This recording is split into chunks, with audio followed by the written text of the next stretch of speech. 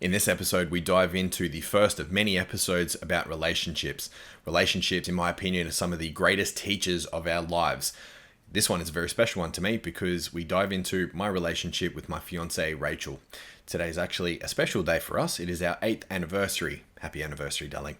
So sit back, relax. This one's going to be the start of many great episodes about the greatest teachers in our lives. Thanks, guys. Welcome to the RYSE Movement podcast. A place where men just like you learn to raise your standards everywhere. So sit back, grab a pen and a pad, and let's get to work.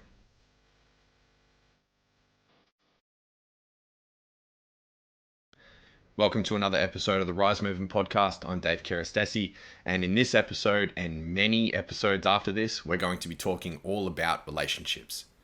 So I'm going to frame the specific relationships that I'm talking about.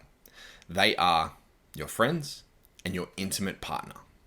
The relationships we're specifically talking about today is about your intimate relationships. Intimate relationships to me have been the greatest teachers in my life. I've always been known as that relationship guy. I've always been the guy that has been in some form of relationship, whether I'm dating someone, whether I'm committed to someone, whether I'm in a long-term relationship. I always had to have a female by my side. With that came many instances of the times where I fucked it up. And I have fucked up quite a lot of relationships. I have maybe been single in my adult life for a total of 12 months. And I'm 34 this year. In grade 12, I had a relationship that lasted 6 months, and then the rest of the 6 months of the year, I spent chasing girls. I stole someone's girlfriend at the end of year 12 and caused a massive rift inside of our friendship group because she was dating someone who was kind of on the outskirts of our friendship group. We dated for 18 months. I was then single for a few months, started dating one of my co-workers. We dated for a little over 18 months, maybe closer to 20. From there, I was single for a couple of weeks. I started dating a girl for a couple of months. From there, I was single for a couple of months again. And then I started dating someone who I worked with. We met on a McDonald's convention. No, it wasn't a convention. It was a management course. We met at a management course. She was dating someone. I stole her from him. If you haven't noticed, I used to be a piece of shit.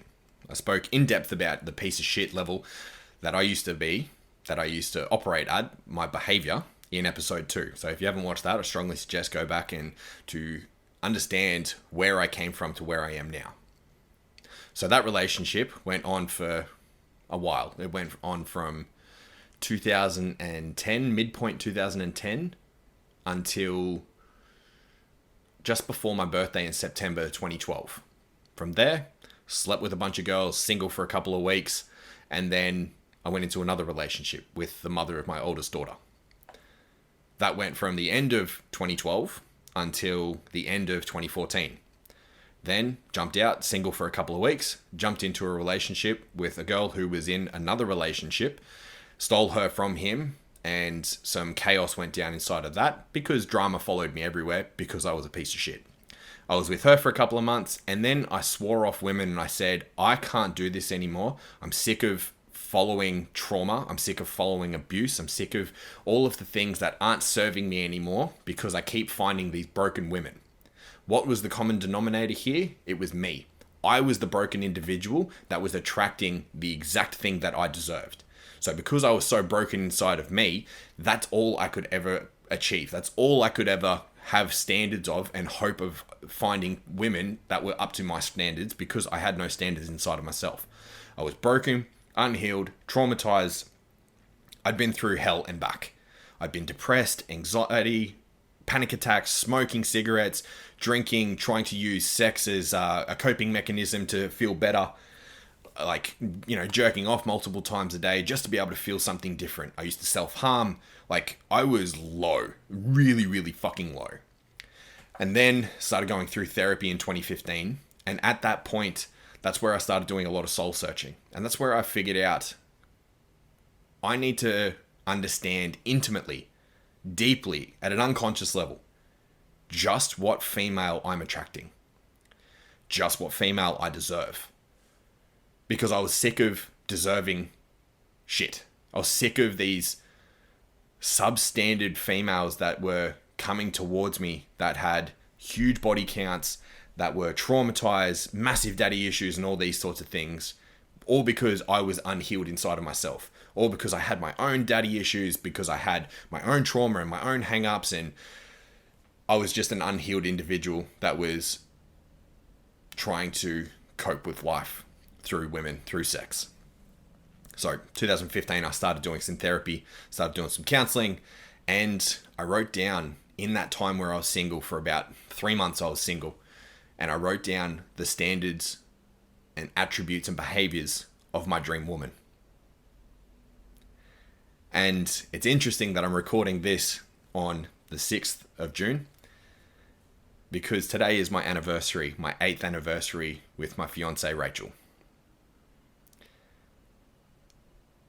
That woman, she has met and exceeded every expectation that I wrote down on that A4 piece of paper. I remember an exercise that my counselor told me. He said, if you're sick of not having the woman of your dreams, because you deserve to have the woman of your dreams, if you're sick of not having her, of not finding her, maybe get clearer on what she looks like, what she does, what she thinks, what her belief systems are, what she values, all these sorts of things. So I remember writing down, she has to care about herself. She has to care about me. She has to be able to care about my daughter and accept her eventually one day as if it's her own daughter. Career oriented, with her head screwed on, she knows her self-worth. She cares or is in service as a job role, as a career. She needs to be selfless, but she also needs to take care of herself. Absolutely needs to be inside to the gym. She needs to be training. She needs to look after herself mentally, physically, emotionally, and spiritually. She needs to be family oriented, but she also has to have high standards for herself. I just remember this A4 piece of paper that I wrote down. And lo and behold, at the end of March, start of April, I meet this beautiful blonde woman in the gym.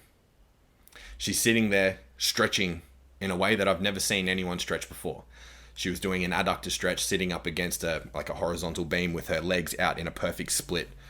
And I said to her, that's an interesting way of stretching. What are you doing that for? Nice and abrupt I am.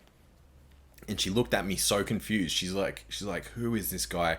What the fuck do you want?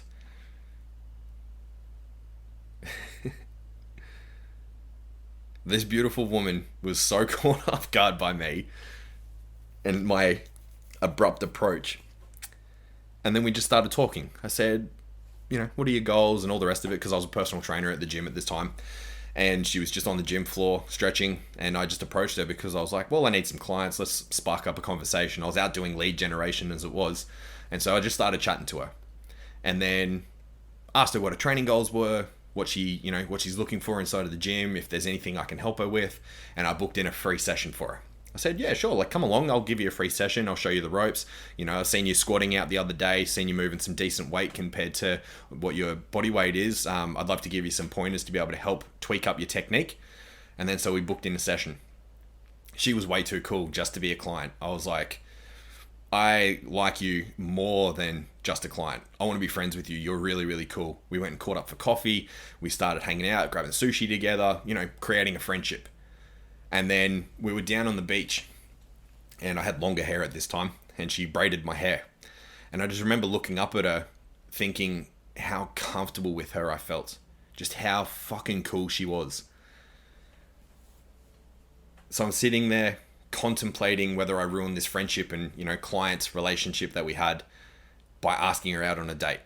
And she goes, oh, no one's ever actually asked me on a date before. I've never been on a proper date. And I just said, flamboyantly, abruptly, well, that's not good enough. Someone needs to show you how a date actually goes. How do you need to be treated? Let me be that man to do it. I know, I was young, I was a fuckwit. Please don't judge me. Actually, judge me, I don't give a fuck. So, I take her out on this date. We go to Sushi Train, nice big dinner, talking, laughing, having lots of fun. I take her out to the glowworms cave at the back of Springbrook, and down there it's all romantic, and the glowworms are doing their thing, and I kiss her. She was taken back. She didn't know that this was a date, and she was very surprised. And then from there, things escalated super quick. Things escalated so damn quickly that I fell head over heels in love with her like 6 to 8 weeks later. I couldn't get enough of her. Everything about her. She just met my checklist. She met the expectations that I wrote down. And then I almost fucked it. I almost fucked it so hard because of my insecurities, because yes, I was doing counseling, but I was still so traumatized and so hurt inside of myself that I needed to do further work. I needed to continue the path of healing. I needed to be able to integrate all of the lessons inside that my therapist and counselor had taught me. But I almost ruined it. I came so close to ruining it. She actually broke up with me for a period of maybe 2 weeks because I was so insecure and I was just so emotional all the time, bawling my eyes out and saying, I need you. And, just like really unattractive masculine traits, like this was just little victim child shit going on here. So she actually broke up with me, and she said to me, I need you to hold yourself to a higher standard because I know what I'm worth. I know what I'm worth, and I need you to be able to stop with the insecurities, stop with the self-sabotage and everything else that I was doing, go get some help and fix this shit. She held me to such a high standard because she holds herself to such a high standard. And that's where the RYSE movement came from. To raise your standards everywhere is from Rachel. It's from my fiance. This whole thing here and what I'm building to be able to help men raise your standards everywhere is from her. We wouldn't be going through this movement. We wouldn't be having the level of content that I'm creating, the relationships that I'm building with men, just everything inside of the RYSE movement is because of her.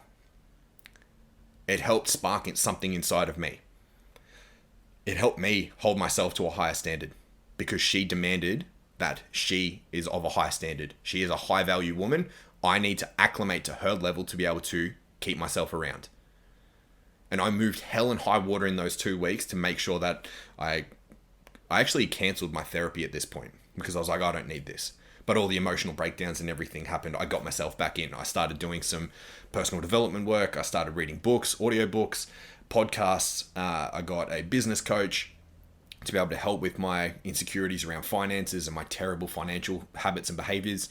I moved hell and high water to show that my actions speak louder than words. And that's one thing that I really want to get across to you guys is make your actions speak louder than words. Regardless of what's going on in your life, you need to be able to talk the talk, but you also need to be walking the walk.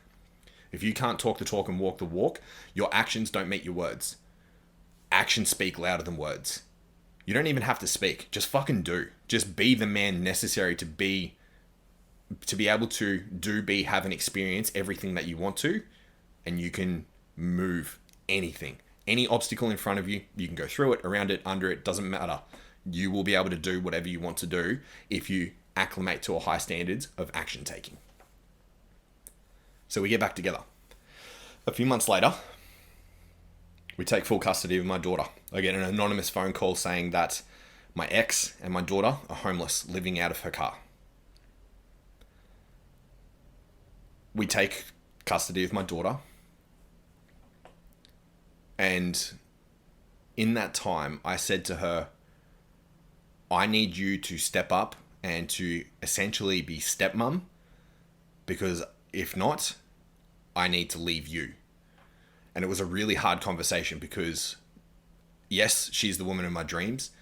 However, at the same time, I need to look after my daughter.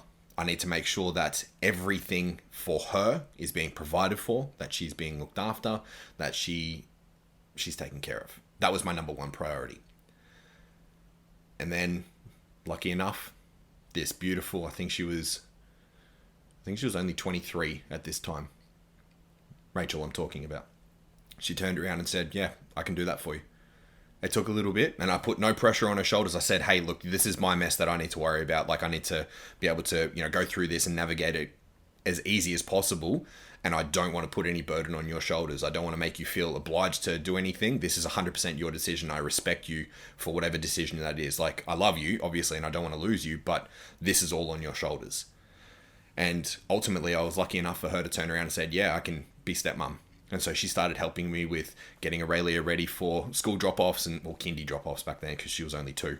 Kindy drop-offs and, feeding her and all these things. And just like, she stepped up at such a high level, and it just made me fall in love with her all over again. She didn't have to do this. She was young. She was a young woman in her 20s, about to go off to university and study and have all these experiences. And she said, no, like, I love you. I love your daughter. I want to be a family. I want to keep this together. Like, that meant so much to me. The fact that she just made such a powerful decision to say, yes, we need to keep the family together. We need to bond a family unit together. And that we're going into this for the long haul.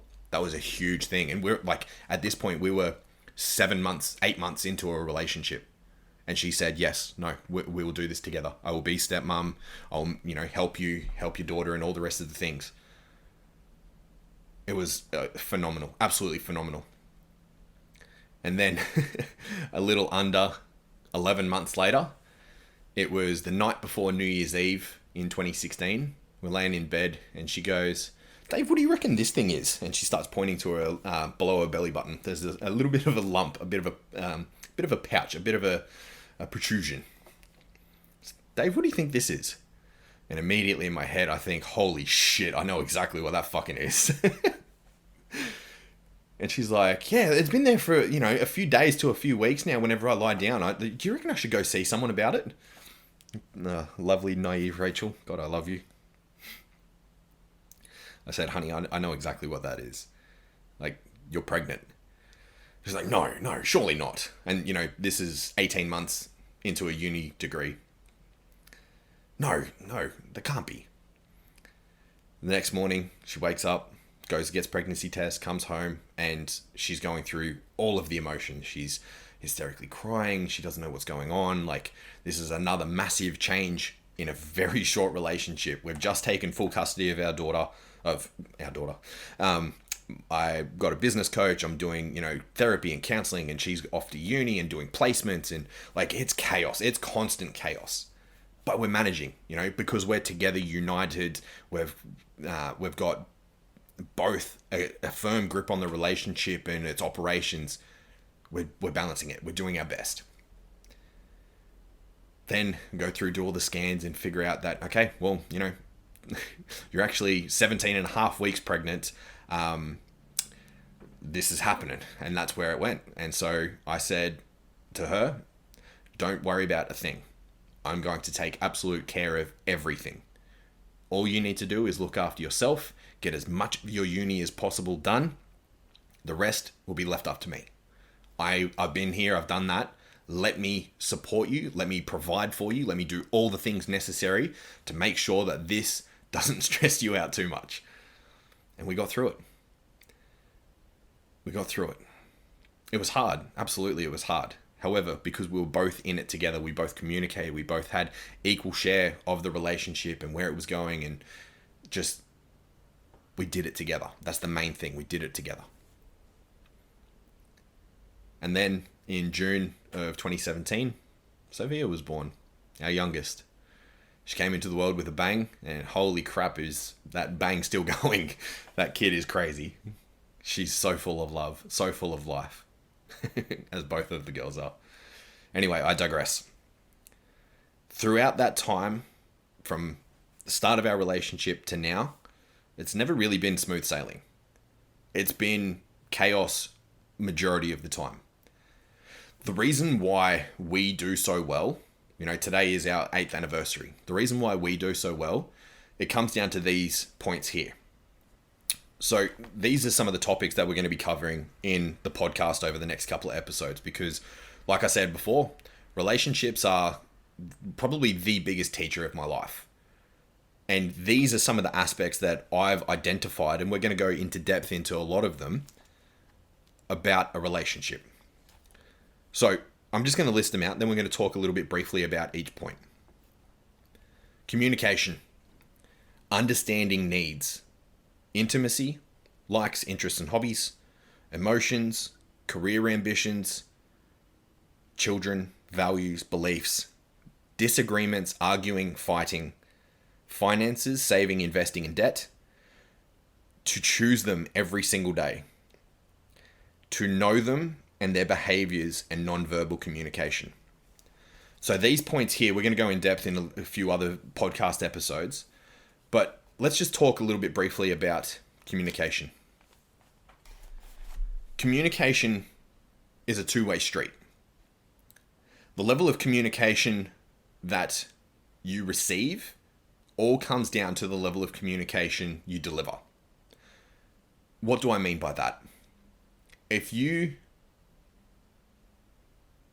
haven't done any study around communication, you won't know just how... What's the word I want to use for this?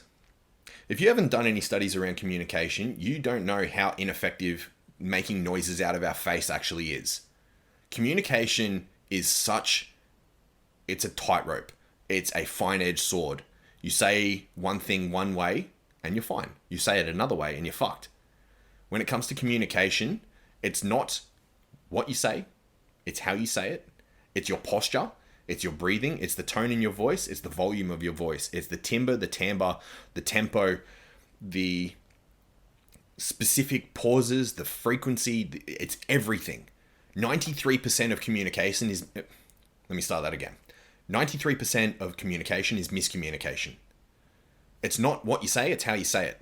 It's the tone, it's the volume, it's everything inside of the noises that come out of your face, plus your body language, plus where your eyes are looking, plus what, just plus. Communication is one of the most difficult things that you can master in a relationship, let alone inside of yourself. If you don't have open communication with yourself, how the hell are you meant to have open communication with your partner? How are you meant to have an open dialogue where you can talk without getting each other's feelings hurt, each other's defenses up, getting people on the back foot so that they act reactively instead of responding?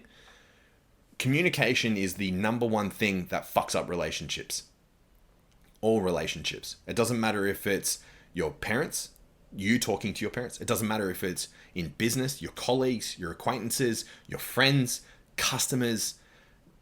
Communication's everything. Communication is the number one standard that everyone should be able to have to elevate and raise every single day. Your ability or inability to communicate directly relates to the responses that you're getting from people. If people are throwing shit back at you, it's because your communication is ineffective. Your communication being ineffective, the way that you say it, how you say it, whatever it is going to limit your responses. It's going to limit the depth and intimacy that you can forge in a relationship because of the way that you say it, because of how you deliver it, because of your eye contact, your posture, essentially your essence. It's all the non-verbal things that are going to destroy a relationship if you don't know how to communicate effectively. And as men, the standard is very low.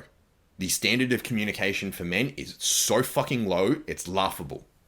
Men don't know how to talk. Men don't know how to be able to experience what it is to hold each other in a conversation that has depth and intimacy and connection, because they don't know that for themselves. They don't know how to have depth, intimacy, and connection for themselves because they're told that big boys don't cry, that their emotions need to be taken away where you can experience them in your bedroom when you're alone. Deal with the shit on your own.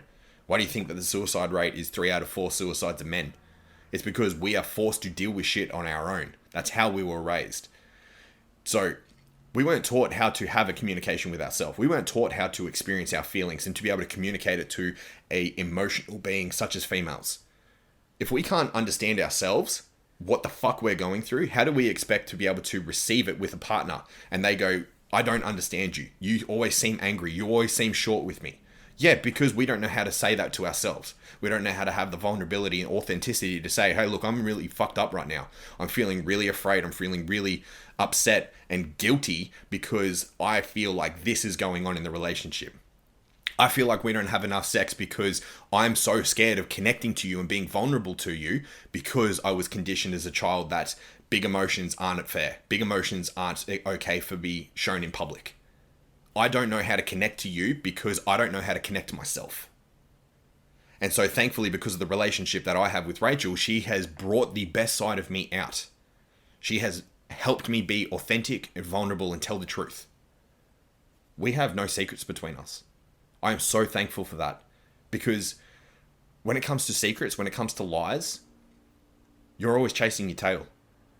Imagine this. You start a new relationship and the level of communication you bring to it is lies and deceit, gaslighting.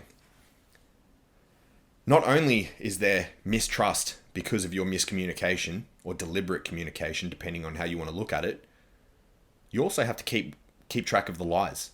You also have to keep track of the deceit. You have to keep track of the amount of times that you've gaslit them. You have to keep track of all the ways that you've manipulated your partner just because you're too afraid or too macho. Too afraid is the right word.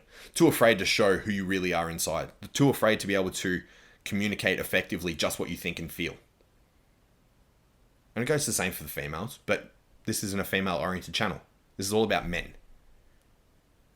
The level of communication that you receive is all about the communication that you deliver. So if your results in communication with your partner are not up to scratch and you don't have a good connected, communicative relationship, it's on you. It's on you. I promise you that. If you start changing the way that you communicate, you will change the outcome of your results in your relationship. If you talk about authentically, courageously, the level of vulnerability and transparency that you have inside of yourself, and your partner is open to having a dialogue around that, the intimacy and connection will deepen, and it will also get wider and more expansive. The level of communication that I have with my partner, with Rachel, I'm so thankful for. The other night I was doing some meditation. I was laying down on the couch, listening to some meditation music, and I was having a really rough time. Like I've said a few times before, we're going through some stuff as a family that's really challenging to navigate. And she came over, put her hand on me, and asked me, am I okay? I don't know if she was watching me and seeing that I was having a bit of a rough time, but she came over and she put her hand on me, asked me if I was okay, and still in a meditative state with my eyes closed and listening to the music, I said to her, I'm afraid. I'm so scared of what's going to happen. I don't know how to deal with this. I don't know how I need to show up. I'm scared that I'm going to make the wrong decision. I'm scared that I'm going to fuck things up. I'm scared that I'm not going to be here for you and the kids.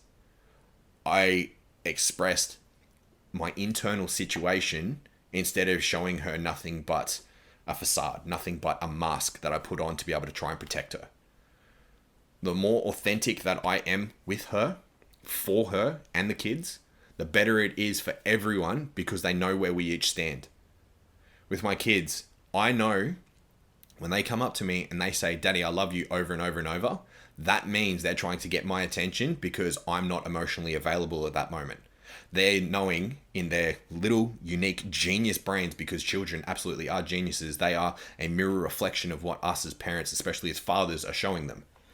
So when they come up and go, Daddy, I love you, Daddy, I look at them and I go, I love you too, darling. And that's a moment for me to check in time because I'm not being emotionally available to them. Maybe on my phone, maybe I'm in my brain and, focusing on some scenarios that I don't want to happen, or I'm feeling anxiety or whatever it is that I'm experiencing. But that little check-in from my kids allows me to go, oh, okay, red light. This is a warning sign here. I'm not emotionally available right now. I need to give this child as much attention and undivided attention as I can right now. The same thing happens with your partner. At the bottom here, I said, knowing them and their behaviors and non-verbal communication.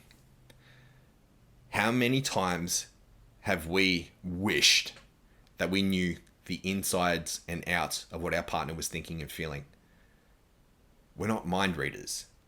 However, if you develop communication to such a deep level and to such a high standard, you'll be able to understand the non-verbal communication. You will know intimately when your partner needs you. You will know intimately when your partner needs water, needs food. It sounds like a plant. Oh man. When they need to go to the gym, when they need some self-care, when they need some time with their friends, when they need someone to talk and to shut the fuck up and not try and fix something. You will know because the signs will be there. The signs are always there. Like I said, 93% of communication is miscommunication. In that miscommunication is all the non-verbal stuff. It's the body language, it's the eye positioning, it's whether they're actively listening to you or whether they're just passively listening. All these things come into it.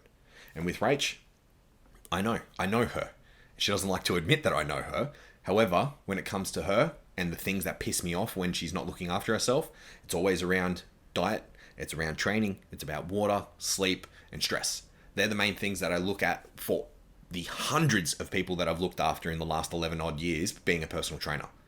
And so because I'm aware with my clients and I live with her, I sleep next to her, she knows me inside and out, I know her inside and out. And so I know when she's not looking after herself. And they're the non-verbal things. I look at her and I go, how much water have you had today? And she looks at me and I just hand her a drink bottle. And she coyly says, thank you. Same thing for caffeine, same thing for sleep. There's a lot of non-verbal communication that happens in a relationship if you attune your level of communication, verbal communication, to a high standard. Another thing that we'll tackle quickly today before we dive into an in-depth podcast episode is around disagreements, arguing, and fighting. These three here, unless you talk about the framework that disagreements, discussions, arguments, and fighting is going to occur in, it can blow out of proportion really quickly. It can blow out of proportion so high that DV can occur. How do I know this? Because I've been through DV. I used to get slapped. I used to get scratched, punched, hair pulled, choked. I know what it's like to be through DV. I know what it's like to get emotionally manipulated, to get gaslit, to have the cops called on me to say that I did something that I didn't do and then get in trouble for the thing that I didn't do. I know what that's like. When it comes to having a strategy for disagreements, for arguments and fighting, you need to be able to communicate effectively the foundations for what is acceptable and what's not. You can't just fly off the handle and expect your partner to sit back and listen to you have a tirade when you're pissed off, when you're frustrated, when you're not getting your needs met, when you're not having the level of intimacy and sex that you want. You can't fly off the handle and expect her to sit back and not do the same thing. With Rach, she already knows because we've had this conversation way back in the past. If I've ever gotten to the point where I need to calm down, I'm going to give her a kiss and I'm going to walk out the door and go for a walk. Now, I haven't needed to do this since 2016 because our communication is so good. Our communication is up to a level where she knows when I need a break. And she will say, hey, I'm going to take the kids out for a bit. Or, hey, do you need to go to the gym? She knows me and my non-verbals because we communicate so well together. Realistically, your level of communication with yourself determines your level of communication that you can have with others, especially your intimate partner. So if you haven't started exploring what it is that you think and feel that comes into your behaviors, that's something that you need to have a look at. If your relationships are in tatters and you have a marriage that's breaking down or you've already divorced or whatever it is that you've gone through, the key denominator here is you. You need to have a look at inside of yourself at your level of communication with you. Communication is the number one thing in all relationships, specifically your intimate relationship. If you can't communicate, you don't have a relationship. If you can't communicate, you don't have understanding, you don't have intimacy, you don't have connection, you barely have camaraderie. You've got another person that lives in the same house as you. No wonder there's so many divorces. No wonder that there's so many men that turn off their emotions and deliberately change their behavior so that their partners end up leaving them. No wonder. Men don't communicate. However, yes, females have their problems. Females have their part in the relationships as well. The Australian court system has their part in the problem as well. If you choose to accept 100% responsibility for yourself, your actions, your thoughts, your emotions, your behaviors, and what comes out of your face, then you can start doing something about it. Unless you accept responsibility for all those things, your communication's going to be shit. Your results are going to be shit. Things aren't going to be the way that you want them to be. Your relationship's going to fall down. Things are going to break down because it's being left unsaid. And I think I've covered everything for this one. Happy anniversary to my darling Rachel, to my queen. I love you so much. And to the men that are watching this, thank you for sitting back. This is a hard one for a lot of blokes to admit, especially when it comes to communication, especially when it comes to disagreements and to getting their needs met. Don't stress. We'll be going through this in depth. Relationships are one of the greatest teachers that we can have. So let's learn from them. Much love, men. And until I see you again in the next episode, take care. And if you need me, message me. Thanks, guys. Thank you for being with me today. Thank you for subscribing and leaving a review. It really helps us out. Until next time, take care and much love.